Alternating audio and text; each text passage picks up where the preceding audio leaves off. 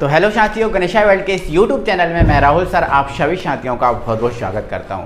तो दोस्तों, हमारी क्लास 12th केमिस्ट्री की सीरीज़ में आज की जो वीडियो है, आज की वीडियो में पढ़ेंगे दोस्तों हम मोल प्रभास, मोल भिन्नांक या अणु भिन्नांक, जिसको इंग्लिश में हम बोलते हैं मोल फ्रैक्शन। तो दोस्तों, ये हमारा जो सांद्रता ज्ञात करने की मेथड चल रही थी, सांद्रता ज्ञात करने की जो विधियाँ चल रही थी, उन विधियों की सीरीज़ में ये आपकी लास्ट विधि है। मैंने इसको अलग से पढ़ाना सही समझा क्योंकि ये टॉपिक थोड़ा सा इम्पोर्टेंट भी है। इम्पोर्टेंट के साथ करें तो थोड़ा सा एक अलग ही पढ़ने का टॉपिक है, इसलिए मैंने इसको अलग रखा। तो बहुत अच्छे से इस चीज़ को समझेंगे, कोई दिक्कत नहीं है, ठीक है ना। तो यहाँ पर छोटी छोटी चीज़ों को हम पहले समझ लेंगे कि मोल फ्रैक्शन समझना है। तो दोस्तों, हम जानते हैं कि जो मोल फ्रैक्शन को समझने से पहले हम समझेंगे मोल संख्या। तो आप जानते हो कि जो मोल संख्या होती है, इस मोल संख्या का फॉर्मूला क्या होता है? भार बटे अणुभार। मैं इस चीज़ को पहले भी बता चुका हूँ, पहले ये सारी चीज़ें मैंने क्लियर कर दी कि मोल संख्या बराबर क्या होता है? भार बटे अणुभार। बिल्कुल मेरे भाई, मोल संख्या बराबर भार बटे अणुभार होता है। मोल संख्या को हम n से व्यक्त करते हैं और भार को हम w से व्यक्त करते हैं, अणुभार को हम m से व्यक्त करते हैं। तो n बराबर बन जाता है आपका W/m। क्लियर है? लेकिन मेरे भाई, मैं आपको पहले एक चीज़ क्लियर कर चुका था कि जो विलयन है, इस विलयन में दो घटक होते हैं। कितने घटक होते हैं? दो, जिसमें एक घटक जिसका नाम है विलायक और दूसरा घटक जिसका नाम है विलेय। एक घटक जिसका नाम है विलायक और दूसरा घटक जिसका नाम है विलेय। तो मैं आपको पहले ही बता चुका था कि विलयन में दो घटक होते हैं, विलायक और विलेय। तो विलायक को हम A से व्यक्त करते हैं और विलेय को हम व्यक्त करते हैं B से। जब विलायक को A से और विलेय को व्यक्त B से किया जाता है, तो अगर ये देखा है n बराबर W/m होता है, अगर मैं यहाँ Na लिख दूँ तो मुझे यहाँ पर फॉर्मूला क्या बनाना पड़ेगा? WA/ma। अगर मैं Nb लिख देता हूँ तो मुझे फॉर्मूला बनाना पड़ेगा WB/mb। ये चीज़ मैं आपको पहले ही बता चुका था और मैं एक बार आज फिर बता रहा हूँ। तो यहाँ तक ये चीज़ आप बहुत अच्छे से समझ गए होंगे, आई होप, ठीक है। अगर ये कॉन्सेप्ट समझ गए तो आप इस कॉन्सेप्ट को समझेंगे, बहुत ही आसान पड़ेगा, कोई दिक्कत नहीं पड़ेगी, ठीक है ना। यहाँ समझो मेरे भाई, मैं नाम से मतलब सबसे पहले बताता हूँ किसी भी टॉपिक का, ठीक है। तो आज वही चीज़ मैं कर रहा हूँ। ये देखो मोल प्रभास है, मोल भिन्नांक, अणु भिन्नांक, ये तीन इसके नाम है। किसी भी नाम से एग्जाम में पूछा जाता है, ठीक है। चलो मतलब निकालता हूँ। यहाँ देखो, ये क्या है? भिन्नांक। ये क्या लिखा हुआ है? भिन्नांक। क्या भिन्नांक को आप भिन्न से कनेक्ट कर सकते हो? भिन्नांक को आप भिन्न से कनेक्ट कर सकते हो? तो आप बिल्कुल कह सकते हैं, जी हाँ सर, भिन्नांक को हम भिन्न से कनेक्ट कर सकते हैं। मतलब ये कह सकते हैं कि जो भिन्नांक होता है वो भिन्न होती है। भिन्नांक होता है वो क्या होती है? भिन्न। और भिन्न को आप बहुत अच्छे से जानते हो कि भिन्न मेरे भाई A और B के बटे में रहती है, A/B के रूप में होती है। भिन्न हमेशा A/B के रूप में होती है, मतलब भिन्न इस रूप में होती है। तो भिन्न इस रूप में होती है, तो इसको तो हम अनुपात भी बोलते हैं। इसको तो हम क्या बोलते हैं? अनुपात भी बोलते हैं, बिल्कुल बोलते हैं। तो ये अनुपात है। तो भिन्नांक मतलब भिन्न और भिन्न मतलब क्या होता है? अनुपात। ध्यान रखना, भिन्नांक मतलब भिन्न और भिन्न मतलब क्या होता है? अनुपात। तो यहाँ पर भिन्नांक ना लिख के मोल अनुपात भी लिख सकते हैं हम, ठीक है। तो अनुपात, भिन्नांक का मतलब क्या है? अनुपात। मतलब ये जो मोल भिन्नांक है, ये मोलों का अनुपात है। मोल का मतलब मोलों, मोल का मतलब क्या होता है? मोल संख्या। तो ये मोल अनुपात, अगर भिन्नांक ना लिखूं तो मैं इसको क्या लिख सकता हूं? अनुपात लिख सकता हूं। क्या लिख सकता हूं? अनुपात। मतलब ये मोल अनुपात है। और मोल अनुपात क्या है? मोलों का अनुपात। मोल अनुपात का मतलब क्या होता है? मोलों का अनुपात। अब मोलों का अनुपात तो बोला सर कि ये मोलों का अनुपात है, समझ रहे हैं ना। मोल अनुपात मतलब मोलों का अनुपात। लेकिन अब यहाँ क्वेश्चन ये उठता है कि मोलों का अनुपात तो है सर, लेकिन किसके मोलों का अनुपात है? मोलों का अनुपात तो है, बट किसके मोलों का अनुपात है? ये भी तो हमारे पास क्वेश्चन उठ सकता है। तो बिल्कुल मेरे भाई, ये क्वेश्चन हमारे पास उठ सकता है। तो किसके मोलों का अनुपात? अब सुनो, यहाँ पर देखो, विलयन में कितने घटक? दो, एक विलायक और एक विलेय। एक विलायक और एक विलेय, ठीक है। तो सुनो यहाँ पर, किसी विलयन में उपस्थित एक घटक के एक घटक के, अब वो एक घटक कौन सा हो सकता है, तो वो एक घटक आपका विलायक भी हो सकता है और एक घटक आपका विलेय भी हो सकता है। तो सर आप एक फिर से क्वेश्चन कि सर विलायक कब लें और विलेय कब लें, तो मेरे भाई ध्यान रखना कि जब आप मोल भिन्नांक विलायक के निकालोगे तो वो एक घटक विलायक लिया जाएगा, और जब मोल भिन्नांक आप विलेय के निकालोगे तो वो एक घटक विलेय लिया जाएगा। मैं बता दूंगा, समझा दूंगा, टेंशन मत लेना। किसी विलयन में उपस्थित एक घटक के मोलों की संख्या मतलब विलायक के मोलों की संख्या लो या फिर विलेय के मोलों की संख्या लो। विलायक के कब लोगे, जब विलायक के मोल प्रभाज निकालोगे। विलेय के कब लोगे, जब विलेय के मोल प्रभाज निकालोगे। ठीक है, मोलों की संख्या व विलयन में उपस्थित कुल घटक मतलब विलेय और विलायक, कुल मतलब विलेय और विलायक, कुल घटकों के मोलों की संख्या, कुल घटकों के मोलों की संख्या का अनुपात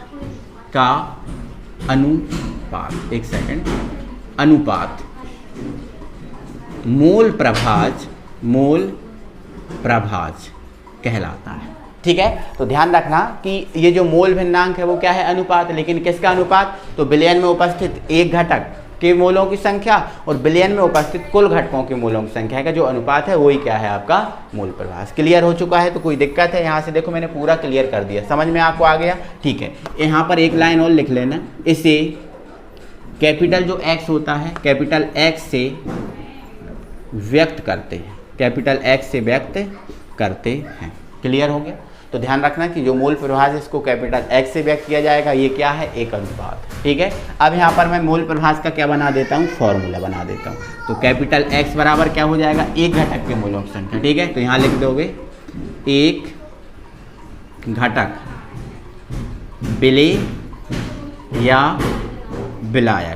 या विलायक के मोल संख्या, एक घटक के मोलों की संख्या हो गया, बटे क्या हो जाएगा, कुल घटकों। कुल में कौन आ जाएगा, विलेय भी आ जाएगा और विलायक। तो मतलब ऐसा भी लिख सकते हैं, विलायक के मोलों की संख्या प्लस विलेय के मोलों की संख्या, विलायक के मोलों की संख्या प्लस विलेय के मोलों की संख्या। मेरे भाई आपको कुछ कुट की आवाज़ आ रही होगी, इसका कारण मेरा ये है कि इसके ऊपर जहाँ मैं पढ़ा रहा हूँ इसके ऊपर है ना छत का काम लगा हुआ है। ये छत जैसे ही बन जाएगी तो अपना एक नया सेटअप बन जाएगा, एक नया स्टूडियो बन जाएगा। ठीक है, तो ऊपर स्टूडियो बन रहा है जिसका छत जो है ना वो लग रही है। ठीक है, तो उसका कारण आपको थोड़ी आवाज़ आ रही होगी, इसके लिए मैं माफ़ी चाहता हूँ। ठीक है, तो यहाँ कुल घटक आप लिख सकते हो, कुल घटकों के मोलों की संख्या, या फिर आप लिख सकते हो विलेय के मोलों की संख्या प्लस विलायक के मोलों की संख्या, ऐसा भी लिख सकते हो। ठीक है ना, तो कुल घटकों के मोलों की संख्या, कुल घटकों के मोलों की संख्या, तो यह हमेशा रहेगा। चाहे आप विलेय के मोल प्रभाज निकालोगे तब भी ये कुल घटक ही आएंगे, विलायक के निकालोगे तब भी कुल ही आएंगे। ठीक है, लेकिन अब यहाँ विलेय कब होगा, विलायक कब होगा, तो देखो सुनो, जब आप विलायक के मोल प्रभाज निकालोगे तो यहाँ पर एक घटक कौन सा लिया जाएगा, विलायक, और जब आप विलेय के मोल प्रभाज निकालोगे तो यहाँ पर एक घटक क्या लिया जाएगा, विलेय। उसका भी मैं आपको समझा दे रहा हूँ, उसका भी आपको बता दे रहा हूँ। तो यहाँ तक ये चीज़ समझ गए, अब हम आगे बढ़ाते हैं चीज़ों को। दोस्तों अगर आप इतना कुछ समझ गए हो, इतनी चीज़ों को क्लियर कर चुके हो, तो एक बार इसका स्क्रीनशॉट लो और एक बार स्क्रीनशॉट लेके ये चीज़ अपने माइंड में बनाओ, इसका माइंड में व्यू बनाओ, और फिर हम इसको आगे बढ़ाते हैं और इसके हल्के से एक व्यंजक की ओर बढ़ते हैं। ठीक है, तो हम ये हटा देते हैं। ठीक है ना, चलो। और मेरे भाई अभी तक आपने वीडियो को लाइक नहीं किया हो तो जल्दी से वीडियो को लाइक कर दो यार, है ना, वीडियो को लाइक कर लो यार, है ना। और अभी तक चैनल को सब्सक्राइब भी नहीं किया है तो चैनल को सब्सक्राइब भी कर लो मेरे भाई। ठीक है ना, चलो, तो वीडियो को लाइक और चैनल को सब्सक्राइब करो। अब हम आगे बढ़ते हैं। ठीक है, तो इसका हम थोड़ा सा व्यंजक करते हैं। ठीक है, तो हमें पता है विलयन में कितने घटक होते हैं, दो, एक विलेय और दूसरा विलायक। विलेय को हम इससे ए से व्यक्त करते हैं और विलायक को हम ए से व्यक्त करते हैं और विलेय को हम किससे व्यक्त करते हैं, बी से। ठीक है, तो यहाँ पर लिखेंगे माना विलयन में दो घटक ए व बी उपस्थित हैं। माना विलयन में दो घटक ए और बी उपस्थित हैं। ए विलायक के लिए और बी विलेय के लिए, हम बता चुके हैं, उपस्थित हैं। तब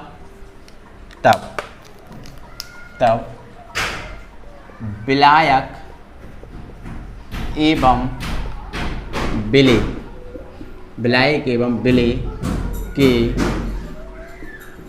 मोलों की संख्या, विलायक एवं विलेय के मोलों की संख्या। देखो मोलों की संख्या को हम किससे व्यक्त करते हैं? n से। अगर हमें विलायक के मोलों की संख्या बनाना है तो हमें यहाँ Na बनाना पड़ेगा, और विलेय के बनाना है तो क्या बनाना पड़ेगा? भी लगाना पड़ेगा, क्योंकि मोलों की संख्या तो n से। बट ये विलायक के बनाना है तो विलायक के लिए a लगाओ और विलेय के लिए क्या लगाओ? b लगाओ। ठीक है, तब विलायक एवं विलेय के मोलों की संख्या Na व Nb होगी, Na व Nb होगी, तथा मूल प्रभाव। देखो विलायक के मोलों की संख्या तो ये Na और Nb होगी, और मूल प्रभास क्या हो जाएंगे? तथा मूल प्रभास, मूल प्रभास। आप देखो मूल प्रभास को हम किससे व्यक्त करते हैं? x से। अगर मैं a लगा दूंगा तो a तो विलायक के लिए होता है, तो ये विलायक के मूल प्रभास बन गए। अगर मैं यहीं b लगा दूंगा तो ये विलेय के मूल प्रभास बन गए। ठीक है ना, समझ गए ना।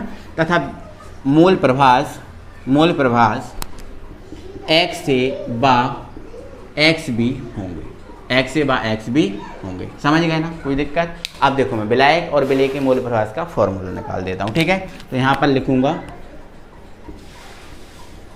विलायक के मूल प्रभास, विलायक के मूल प्रभास। अब यहाँ सुनना मेरे भाई, विलायक के मूल प्रभास निकाल रहा हूँ तो अभी वो देखो मैंने अभी एक फॉर्मूला पढ़ा था, मैंने अभी बताया था x बराबर क्या होता है?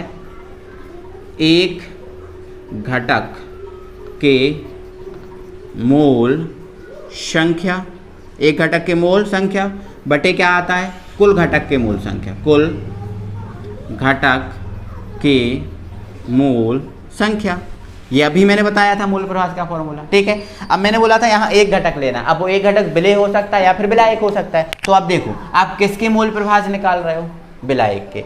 तो यहाँ पर किसके मूलों की संख्या ली जाएगी? ऊपर एक घटक के मूलों की संख्या ली जाती है, तो वो एक घटक कौन सा आएगा ऊपर? विलायक ही आएगा। देखो विलायक के मूल प्रभास निकाल रहे हो तो वो एक घटक क्या आएगा? विलायक आएगा। मतलब ऊपर विलायक के मूलों की संख्या आएगी, ऊपर किसके मूलों की संख्या आएगी? विलायक के मूलों की संख्या। ध्यान रखना ये विलायक के मूलों की संख्या। ठीक है, और नीचे कुल घटकों के मूलों की संख्या, मतलब विलायक के भी और विलेय के भी। अब कुल घटकों की तो देखो ये आ गया आपका विलायक के लिए और ये आ गया आपका विलेय के लिए। समझ गए ना। ठीक है, तो अगर विलायक के मूल प्रभास निकाल रहे हो तो यहाँ पर एक विलायक के मूलों की संख्या, एक घटक में विलायक के लोगे और नीचे कुल ही लोगे। ठीक है, तो विलायक के मूलों की संख्या, मूल प्रभास को हम किससे व्यक्त करते हैं? x से। तो x बराबर क्या बन जाएगा? Na upon Na plus Nb। समझ गए ना, कोई दिक्कत है? ठीक है, तो यहाँ तक आप क्लियर हो गए। ऐसे ही हम विलेय के मूल प्रभास निकाल लेंगे, ऐसे ही हम किसके निकाल लेंगे? विलेय के। ठीक है, तो यहाँ पर हम क्या लिख देंगे? विलेय के मूल प्रभास, विलेय के मूल प्रभास। अब विलेय के मूल प्रभास लेंगे तो ऊपर जो एक घटक आएगा वो विलेय के मूलों की संख्या आएगी। किसके मूलों की संख्या आएगी? विलेय के। देखो विलायक की निकाल रहे थे तो विलायक के मूलों की संख्या आई थी, अभी विलेय की निकाल रहे तो वो एक घटक आपका आएगा विलेय। ठीक है, और नीचे तो आपका कुल हमेशा रहेगा, तो कुल मतलब Na प्लस Nb। ठीक है, तो इसके मूल प्रभास को हम किससे व्यक्त करते हैं? b से, xb से ना, तो ये हो जाएगा आपका Nb और ये हो जाएगा आपका Na प्लस ये हो जाएगा आपका Nb। तो ये आपका x और xb का फॉर्मूला बन गया। यही आपके न्यूमेरिकल में काम आएंगे। ठीक है, जब विलायक के मूल प्रभास निकालने को पूछे तो ये लगा देना और विलेय के पूछे तो ये लगा देना। क्लियर हो गई? ठीक है, अब एक इम्पोर्टेंट बात है, आप नोट लगा के लिख लेना। ठीक है, नोट लगा के लिख लेना कि जो xa है और xb है इनका योग हमेशा कितना होता है? 1। xa क्या है? विलायक के मूल प्रभास, और x भी क्या है? विलेय के मूल प्रभास। तो जो विलायक और विलेय के मूल प्रभास हैं इनका योग हमेशा कितना होता है? 1 होता है, क्योंकि अणु तो एक ही होता है। बोलो, अणु तो एक ही होता है। देखो ये अणुओं की संख्या है तो अणु तो एक ही होता है, तो आधा A और आधा A, आधा आधा मिलेंगे तो क्या बन जाएंगे? 1। तो ध्यान रखना कि xa और xb का योग हमेशा 1 आएगा, ये चेक भी कर सकते हो।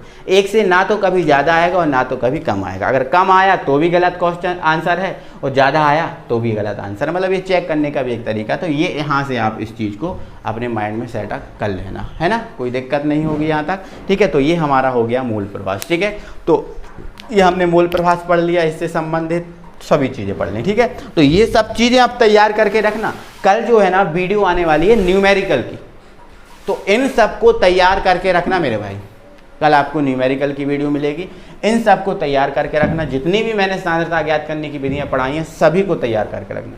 अगर ये चीज़ नहीं करोगे तो माना कि मुश्किल है, ऐसा भी कहें, ठीक है, नहीं बन पाएंगे अगर इनको तैयार नहीं करोगे, ठीक है। तो आज मेरे भाई छोटी वीडियो है, कोई दिक्कत नहीं, बट मूल प्रभात हमारा ख़त्म हो गया, ठीक है। अब हम कल जो है ना थोड़ी सी बड़ी वीडियो लेके आएंगे और इसमें सभी न्यूमेरिकल कर लेंगे। हम जितने भी न्यूमेरिकल होंगे सब करेंगे बहुत अच्छे से, मस्त तरीके से। बस आप फॉर्मूले तैयार अच्छे से कर लेना, ठीक है। तो एक बार वीडियो को लाइक कीजिए, चैनल को सब्सक्राइब कीजिए। मिलते हैं अगले वीडियो में, तब तक के लिए thank you very much, tata bye bye.